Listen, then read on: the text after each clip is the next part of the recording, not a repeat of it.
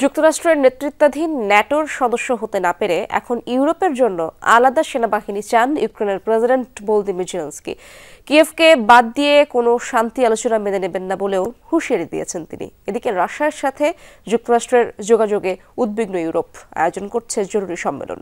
অবশ্য শত্রু মিত্র সবার সাথে যোগাযোগে গুরুত্ব দিচ্ছে ওয়াশিংটন।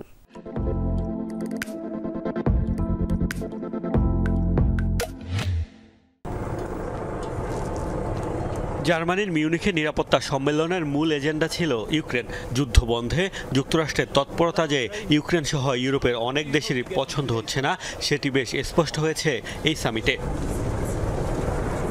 ইউক্রেনের ন্যাটোভুক্ত হওয়ার আকাঙ্ক্ষাকে কেন্দ্র করেই শুরু হয় রাশিয়া ইউক্রেন যুদ্ধ। সংঘাত ৩ বছরে পৌঁছানোর পরও জেলেনস্কির সেই স্বপ্ন পূরণের সম্ভাবনা নেই। যুদ্ধ বন্ধে যুক্তরাষ্ট্রের ভূমিকা নিয়েও অসন্তুষ্ট জেলেনস্কি। এমন পরিস্থিতিতে ওয়াশিংটনকে বাদ দিয়েই ইউরোপের দেশগুলোর সেনাদের নিয়ে আলাদা বাহিনী গড়ার আহ্বান ইউক্রেনীয় প্রেসিডেন্টের। অনেক নেতাই বিভিন্ন সময় বলেছেন ইউরোপের নিজস্ব সেনাবাহিনী প্রয়োজন। আমিও বিশ্বাস করি সেই সময় এসে গেছে। ইউরোপে শুধুমাত্র আমাদের সেনাবাহিনীর আধুনিক যুদ্ধের অভিজ্ঞতা রয়েছে, তাই আমাদের ছাড়া রাশিয়াকে ঠেকানো সম্ভব নয়। এটাই এখন বাস্তবতা। গুঞ্জন শোনা যাচ্ছে ইউক্রেনকে উপেক্ষা করে শান্তি আলোচনায় অগ্রসর হচ্ছে ওয়াশিংটন। সৌদি আরবে রুশ প্রতিনিধিদের সাথে কয়েকদিনের মধ্যেই বৈঠকের কথা মার্কিন পররাষ্ট্রমন্ত্রীর। কিয়েভের দাবি, সেখানে আমন্ত্রণ জানানো হয়নি তাদের। ইউক্রেনের অংশগ্রহণ ছাড়া যে কোনো চুক্তি প্রত্যাখ্যানের হুঁশিয়ারি দিয়েছেন জেলেনস্কি।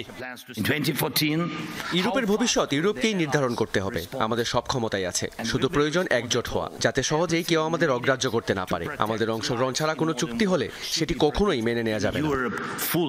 এদিকে ডোনাল্ড ট্রাম্প ও ভ্লাদিমির পুতিনের ফোনালাপকে শান্তি প্রতিষ্ঠার পথে বড় অগ্রগতি হিসেবে দেখছে যুক্তরাষ্ট্র। দেশটি বলছে শত্রু মিত্র সবার সাথে আলোচনাকে গুরুত্ব দিচ্ছে তারা। আমরা দায়িত্ব নিয়েছি 25 দিন হয়েছে। এর মধ্যেই ডোনাল্ড ট্রাম্প পুতিনের সাথে ফোনালাপ করেছেন, যা বাইডেন 3 বছরেও করতে পারেনি। আপনার পছন্দ হোক বা না হোক, শত্রু মিত্র সবার সাথে আপনার কথা বলতে হবে।